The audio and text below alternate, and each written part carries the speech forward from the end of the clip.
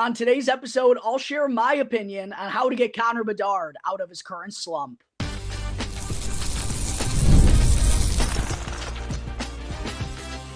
You're Locked On Blackhawks, your daily podcast on the Chicago Blackhawks, part of the Locked On Podcast Network, your team every day. What's going on, everyone? Welcome back to another episode of Locked On Blackhawks, part of the Locked On Podcast Network, your team every day. As always, I'm your host, Jack Bushman. Do me a quick favor. Please go and hit that like button. Jump in the comment section down below. Mailbag Monday is right around the corner, so make sure to hit me with those Blackhawks-related questions. Go and subscribe to Locked On Blackhawks on YouTube as well. It's 100% free, will not cost you anything, and really does help yours truly out tremendously. And last but certainly not least, do gotta let you all know that today's episode is sponsored by FanDuel. If you're not already a member, you gotta go and visit FanDuel.com right now, because you'll have the chance to win $150 worth of bonus bets if your first $5 bet wins with America's #1 sportsbook. All right, good afternoon, everyone. Again, thank you all for joining me on another episode of Locked On Blackhawks, your one-stop shop for all things Chicago Blackhawks. To open things up on the show here today, I wanted to have a conversation and to also share my opinion on how Blackhawks head coach Luke Richardson can get Connor Bedard out of his current dry spell. As we know, 98, only has 2 points in his last 6 games, both of which being assists. Hasn't found the back of the net in his last 12 and is clearly the most frustrated he's been at the NHL scene. And not only have things been troublesome for Connor Bedard recently, but it's been bad for this Blackhawks offense as a whole. They now rank 31st out of 32 teams in goals for per game this year. They're also 30th in 5-on-5 goals and basically near the bottom in every meaningful offensive statistic, and have only scored 3 goals one single time in their last 8 games. Really seems like the offensive frustrations here for the Blackhawks have reached a little bit of a boiling point, and that's why I wanted to share my feelings on how not only to get Connor Bedard out of his current skid, but this entire Blackhawks offense that seems to be ice cold right here, right now. To me, though, Blackhawks fans, where we have to start this conversation, where it begins, is with the goals for this Blackhawks team this season, which, first off, yes, were to be nothing major, but a little bit more competitive this year, a little bit better in the standings. I think they wanted to inch their way out of the bottom 3 if possible, but also, while those were goals for the Blackhawks, realistically, with this team entering year 3 of Kyle Davidson's tenure as Blackhawks general manager, we know this is a long-term rebuild. We still got a long ways to go. And even though they made some noteworthy offseason moves like bringing in Teravainen, Bertuzzi, Martinez, Brody, I know we haven't seen them in between the pipes, but Laurent Brossoit as well, all of those veteran additions, yes, were brought in to help make this Blackhawks team a little bit better. I think, they felt like they have been testing the fan base's patience a little bit these last few years with being a regular bottom feeder. So yes, those were goals for this Blackhawks team, but still with where they were at realistically, there were no aspirations of this team being a Stanley Cup contender. So the true goals for this Blackhawks squad this year was to continue to develop the young talent, the few young players that they're hopeful are going to be future pieces of the puzzle here in Chicago, continue to develop those young players, and then continuing to assess what we have and what we still need in the long-term rebuilding process. So realistically, the primary goal for the Chicago Blackhawks this year was just continuing to develop the young guys. Connor Bedard, Alex Vlasic, Lukas Reichel, some of the young guys that are now on the pro scene with the Rockford Ice Hogs. That's really the name of the game for the Chicago Blackhawks with where they're at in their long-term rebuild. And this is why, to me, I'm about as frustrated as I've ever been, because not only is this Blackhawks team not getting better this year, they're still dead last in the NHL standings, 32 out of 32 teams, but they're also now jeopardizing the development of their young players, Connor Bedard, Lukas Reichel, with the way they're being handled. It truly feels like a rock meeting a hard place type of scenario a true nightmare for the Chicago Blackhawks because nothing is being accomplished at this point in time.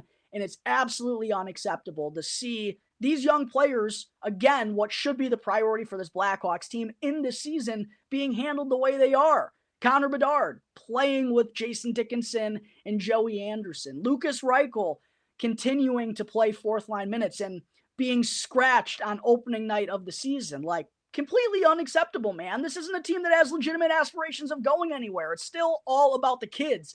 And I know Lukas Reichel had a frustrating preseason, but knowing what we know about him now, that he can be an impactful player if you give him opportunities and you give him a chance, it's so maddening how Luke Richardson handled him at the beginning of the year, healthy scratching him, and also how he handled him throughout the entirety of last year. And Lukas Reichel having to play center, which I don't really think he is a center, and having to kind of grow more accustomed to Luke Richardson's style, having to be more rugged along the boards, more responsible defensively, which I think takes away from his offensive game a little bit. You see where I'm going with this, Blackhawks fans? It feels like a worst of both worlds type of scenario. And for me, where the change has to happen, starting with number 98, Connor Bedard, how to get him going, to me, where it begins is with making him the priority once again. Because I'll tell you what, it does not feel like Connor Bedard has been the priority for Luke Richardson these last couple of weeks. And that's truly a shame. Playing him with Joey Anderson and Jason Dickinson doesn't really feel like he's a top priority.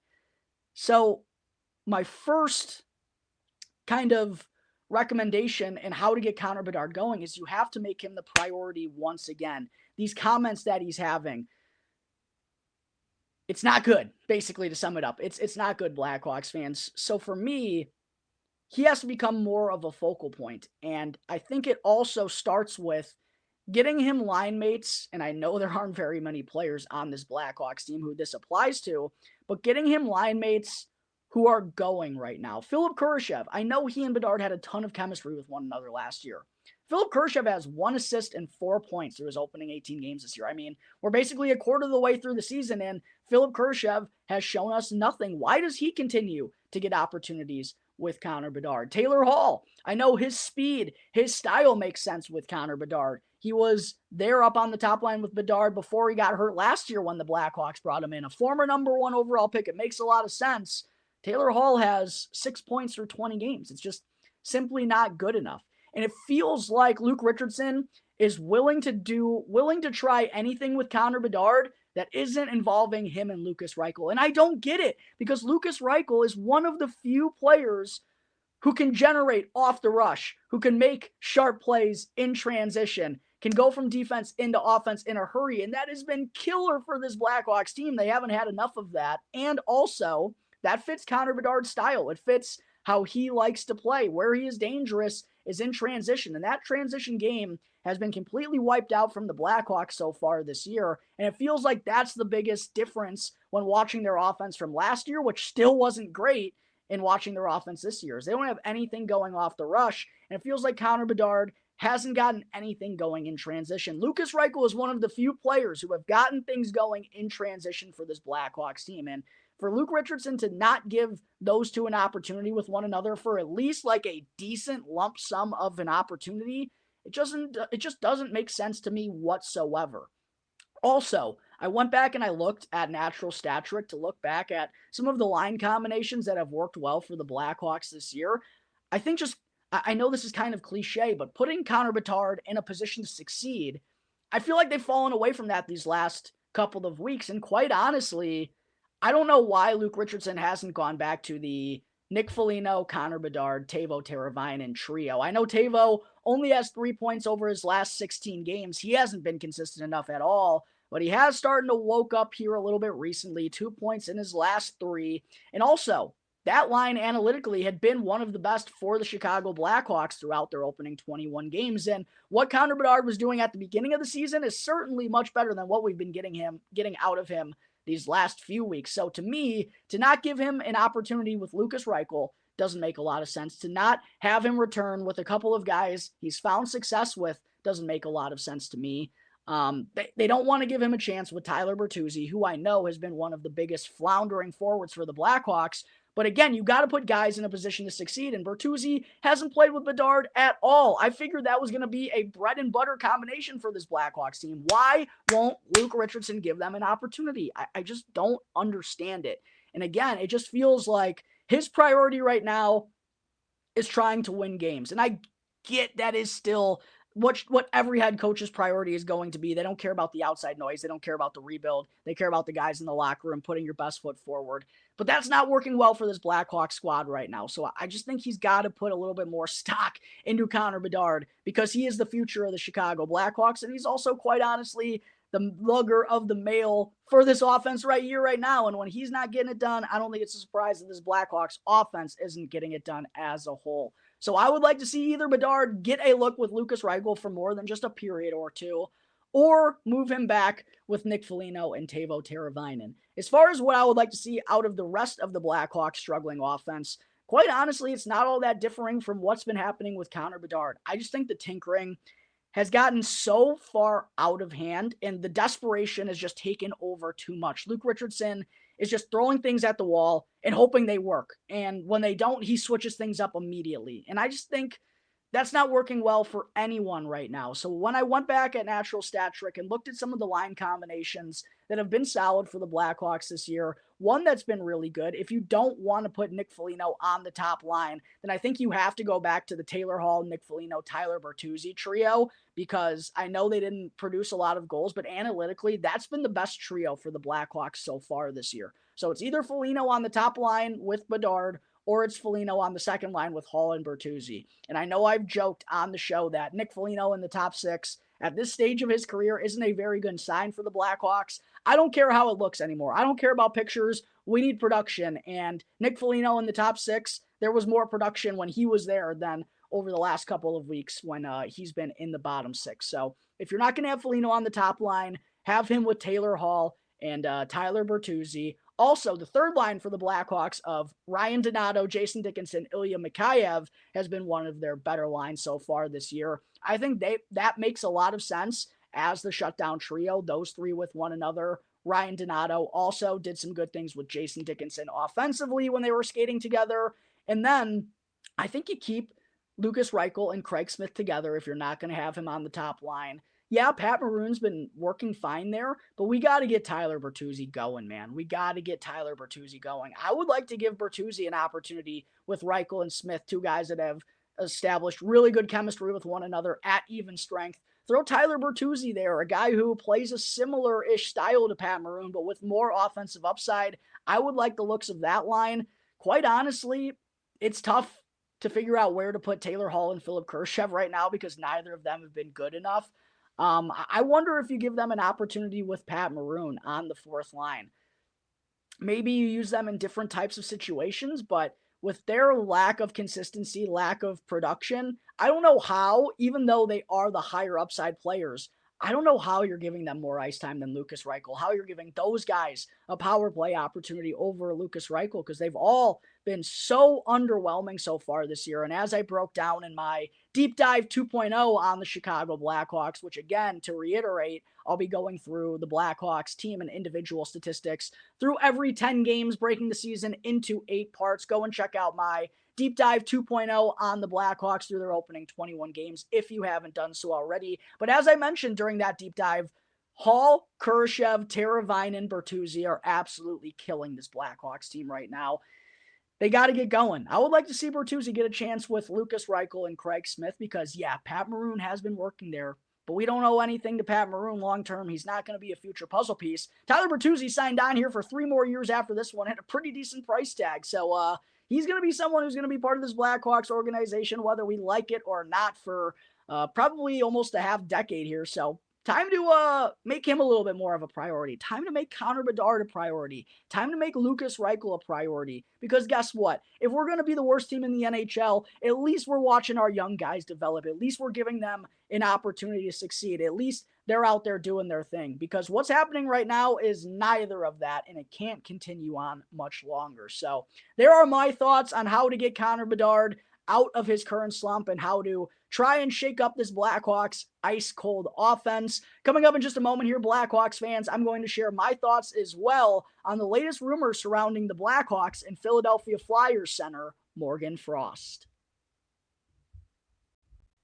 But first, I got to talk to you all about Prize Picks. Prize Picks is America's #1 daily fantasy sports app with over 5 million active members. And Prize Picks is also the easiest and most exciting way for you to now play daily fantasy sports, because all you got to do is simply pick more or less than 2 to 6 player stat projections and watch the winnings roll in. Do you think Connor Bedard is going to respond well and pick up a goal to snap his 12-game goal drought tomorrow against the Stars? Or how about Connor Bedard to tally more than 1.5 points? You and your friends can now cook up hot takes and win real money this hockey season when you run your game with Prize Picks. And one thing I really do enjoy about Prize Picks is it's the only real daily fantasy platform with an injury insurance policy, so that way your lineups stay in play even if one player were to go down with an injury. So make sure to go and download the Prize Picks app today and use the promo code LOCKEDONNHL in all caps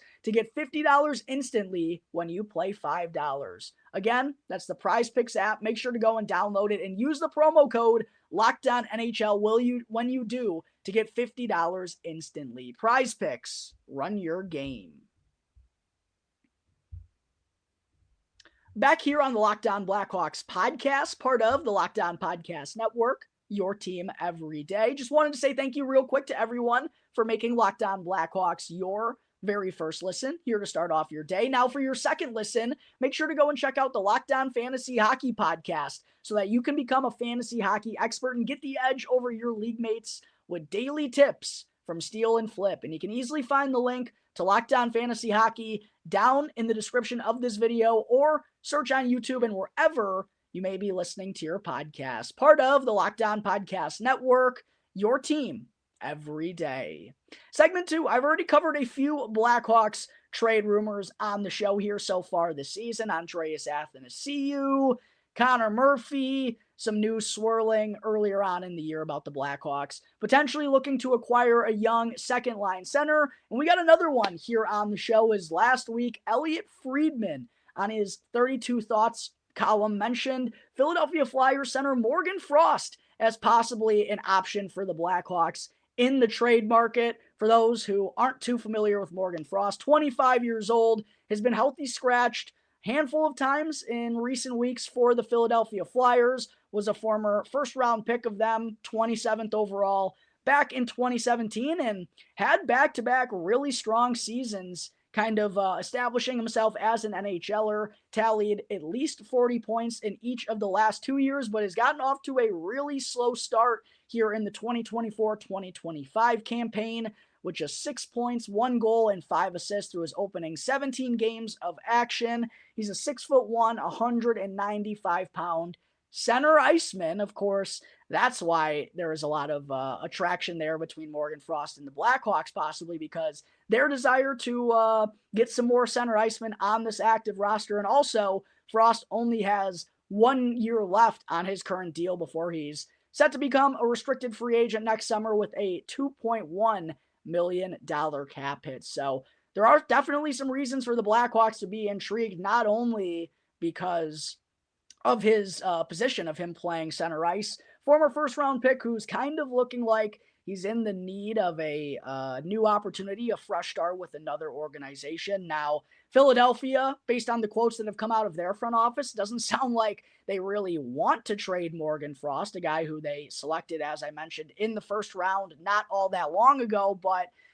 feels like something's got to give at this point in time. He's not necessarily fitting in with head coach John Tortorella's tactics. The numbers and the production haven't been very good. Analytically, I saw in an article as well, he's one of the worst analytical forwards in all of hockey. So, yeah, wouldn't be too surprised to see the Philadelphia Flyers ultimately end up moving on from Morgan Frost, whether that comes in the form of a trade or maybe once his contract expires at the end of this year. Signs are kind of pointing towards it being the end of the road of his tenure in Philadelphia. One thing I did find interesting, though, when reading some articles on Morgan Frost, here were the comments that John Tortorella reportedly has given about Frost for his play so far this year. I guess it's not a quote, but Tortorella has repeatedly emphasized importance of consistency, physical engagement, and defensive responsibility. Does that sound familiar, Blackhawks fans?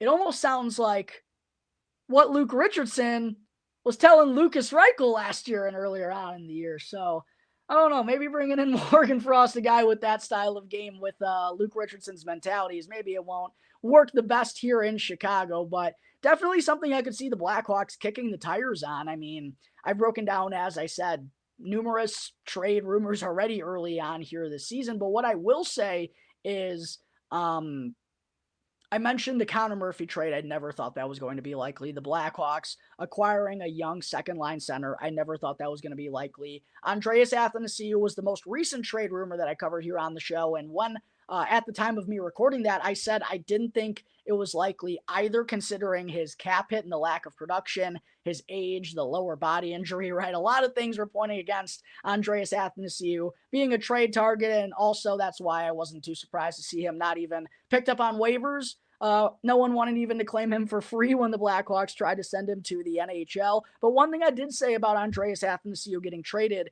is I said there was more of a likelihood of that happening than the Blackhawks trading Connor Murphy or acquiring a young second-line center. I don't think a Morgan Frost trade is imminent because even though it doesn't sound like it would cost very much, like maybe a mid-round pick, I'd guess second or a third. If it's going to be a third, probably a mid-level prospect of some sorts. I do think there is more of a likelihood the Blackhawks acquire Morgan. Like, out of all the trade rumors I've covered, this is the one that has the most likelihood of actually going down. However, in terms of what Philadelphia would want in return, obviously they're a team that doesn't have Stanley Cup playoff aspirations for this season. They're in a long-term rebuild as well, so they would likely ask for a second-round pick from the Blackhawks, or probably a defenseman prospect. When looking at their prospect pool, they could use some big bodies on the back end, so maybe someone like a Nolan Allen, an Ethan Del Mastro, but to me, that would be a short-sighted type of trade for the Chicago Blackhawks, taking a gamble on Morgan Frost, who they're bringing in to help this offense this year, kind of going back to my segment one rant where I said, like, this Blackhawks team doesn't have any aspirations of being a Stanley Cup playoff team. It's all about the kids. So you're really going to trade a kid to bring in Morgan Frost when there's risk he might wind up being a bust. And you're also trying to help this team, even though the offense does need help, you're giving up an asset to help this team out, even though you know this team isn't going anywhere. That just seems like a little bit of a short-sighted deal. But what I will say is the Blackhawks have at least 2 second-round selections in each of the next 3 NHL drafts. So I do wonder if they'd consider moving a second-round pick because, you know, you never want to give up a second-round selection for nothing. But the Blackhawks do have a really deep prospect pool, and that 50 contract limit is probably going to come and play for them and something they have to be mindful of. So with that being the case, I do wonder if they would exchange a second-round pick for Morgan Frost. I think that was part of the reason why we saw them make the trades that they did to move up in the NHL draft, because they're now at a point where quality over quantity. So I think a second-round pick, if Kyle Davidson would be willing to do that, I think that's the likely deal. I do wonder also if Isaac Phillips could potentially be part of this deal, because I just don't see a place for Isaac Phillips in this Blackhawks organization. He deserves to be an NHLer. He deserves to be getting NHL minutes, but that's just not going to happen here in Chicago. And also with the depth of their prospect pool on the back end, I don't really see Isaac Phillips. I just don't really see where he comes in the pecking order.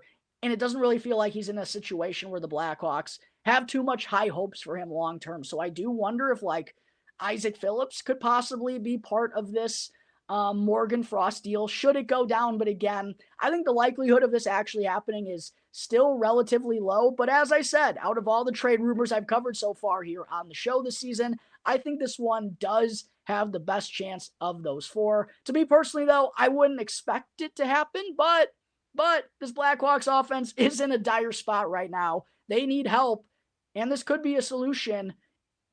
This could be a better solution than calling up Frank Nazar if they don't want to go that route, which we've gotten some news on over the last couple of days. I'm not going to talk about it here on today's episode, but be sure to tune into tomorrow's show as I'll be talking more about whether the Blackhawks should call up Frank Nazar and their options to help with this forward group as well, should they not want to call up Frank Nazar. But there are my thoughts on a possible Morgan Frost trade between the Chicago Blackhawks and the Philadelphia Flyers. Don't go anywhere, Blackhawks fans, because before I wrap things up, I do still have to get into an interesting roster tidbit regarding Blackhawks goaltender Arvid Soderblom.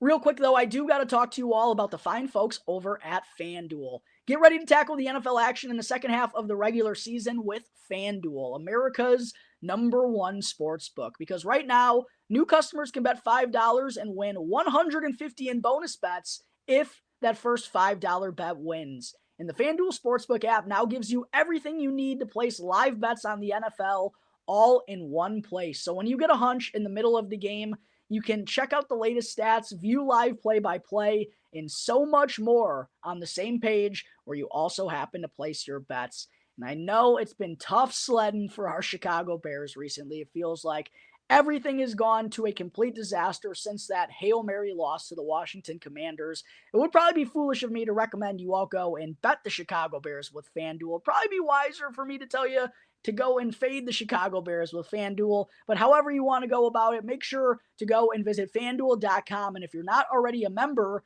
you'll have the chance to win $150 if your first $5 bet wins. Again, go and download the FanDuel Sportsbook app or visit FanDuel.com and use the promo code LOCKEDONNHL in all caps to never waste a hunch and make every moment more with FanDuel, an official sportsbook partner of the National Football League.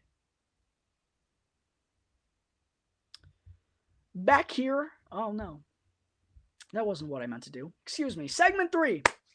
Before I close out today's episode, there was a little interesting roster tidbit regarding Blackhawks goaltender Arvid Soderblom because of what's happening with Laurent Brossoit, the man I mentioned earlier, who we have yet to see between the pipes for the Blackhawks this year, as unfortunately he is still recovering from the MCL surgery that he underwent just prior to the start of Blackhawks training camp in August. Originally, he was given a 5 to 7 week timeline, which I figured would have him ready to go sometime around opening night, if not then a week or two after that.